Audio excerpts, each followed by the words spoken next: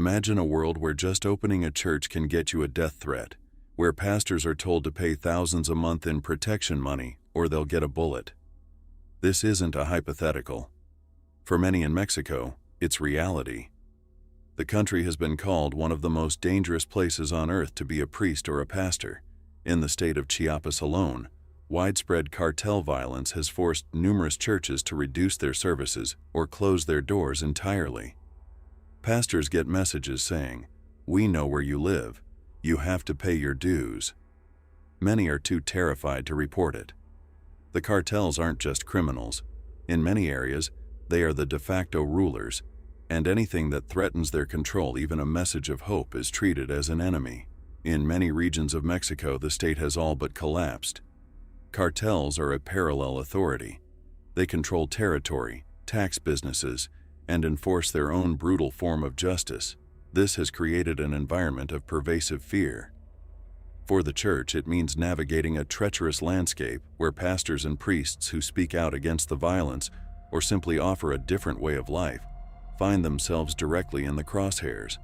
The cartels can be systematic. Some pastors report that their services are watched, with spies placed inside congregations to keep tabs on what's being said. In some communities, cartel clashes and curfews are so intense that churches effectively cannot meet or are forced to do so in secret. The choice for church leaders becomes stark: pay extortion fees, flee, or risk death.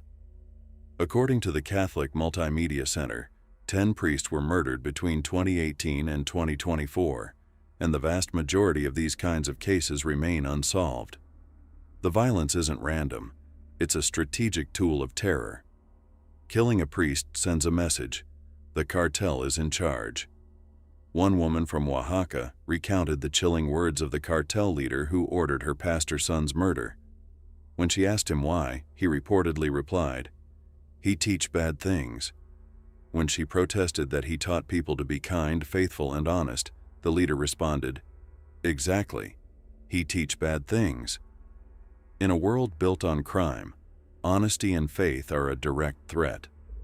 The cartels also see the community's youth as a resource, so any group that gives kids an alternative to gang life is viewed as a competitor. A missionary in Jalisco shared his experience. "We are being watched because the children we serve are considered a possible human resource for the cartels, so they may see the teaching group as a threat to their interests." And yet, in the face of this overwhelming danger, something extraordinary is happening. Small groups of Christians are refusing to back down. They walk into cartel-controlled plazas, set up speakers, and begin to preach. They hold services in rotating locations or move online to avoid being targeted. They are driven by a conviction that no one is beyond redemption, not even the most hardened sicario. These aren't naive idealists. Many of them understand the criminal mindset better than anyone. Take the testimony of Leobard Chito Aguilar, once a terrorist and drug trafficker himself. After his arrest, he saw his wife pray relentlessly for him. He eventually surrendered his life to Jesus and is now a pastor in Ciudad Juarez. He says that because he knows how gangs operate, he has never been intimidated by their threats. Then there are stories like that of Octavio Bermeo Valencia, a former member of the infamous Cali cartel.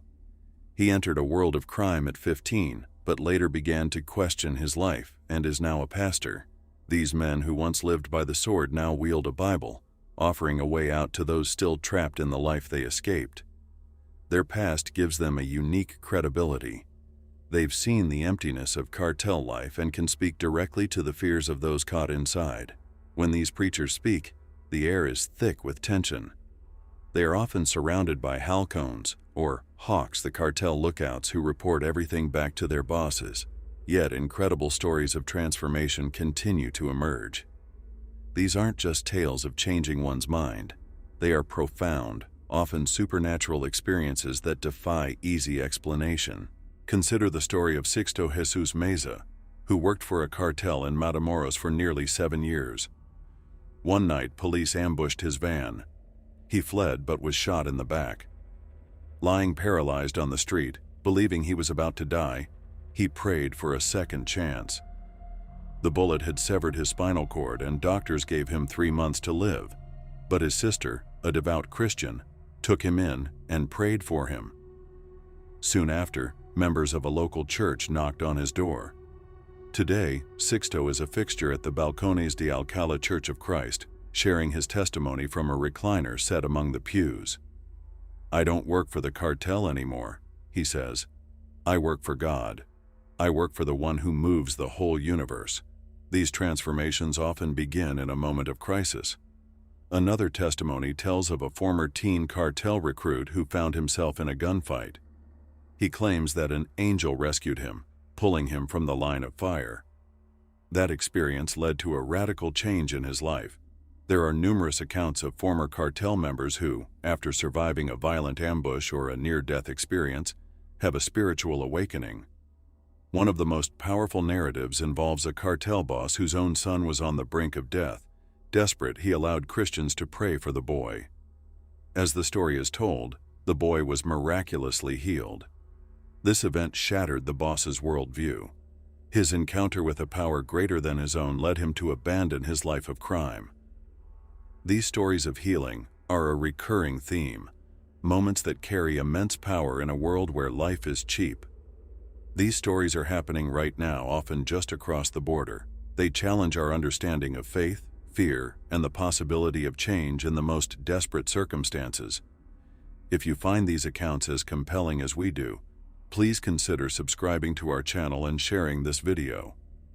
Spreading these stories helps support those who are risking their lives on the front lines and brings awareness to a reality that is too often ignored. For every miraculous story, there is a backdrop of immense human suffering. The cartel's grip inflicts deep and lasting trauma. Families are torn apart by forced recruitment. The violence leaves a trail of widows, orphans, and ghost towns. In the state of Chiapas, clashes between rival cartels are part of a complex web of violence that has forced thousands to leave their homes. Entire communities have been displaced, and the churches that once served them now stand empty.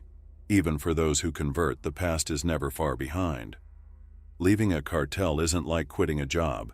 It's often seen as a betrayal punishable by death. New converts live with the constant threat of retaliation. As one former gang member named JC experienced when he refused to return to his old life, both his former gang and a rival gang wanted him dead.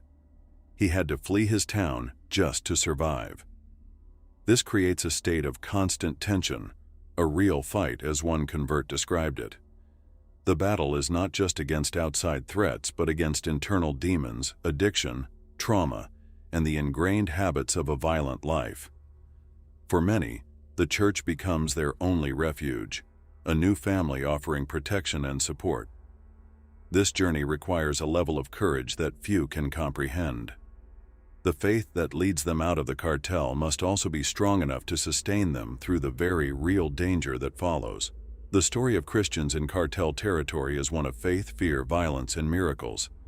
It shows the resilience of the human spirit and the profound power of belief. In a world where it seems darkness has won, these small acts of courage shine as a defiant light. The preachers who risk their lives, the cartel members who find redemption, and the communities caught in the crossfire are all part of a story that is still being written. It's a story that reminds us that even in the most dangerous places on earth, hope can take root. The supernatural aftermath of these encounters, the healings, the conversions, the inexplicable turns of fate, suggests that there are forces at work beyond our everyday understanding.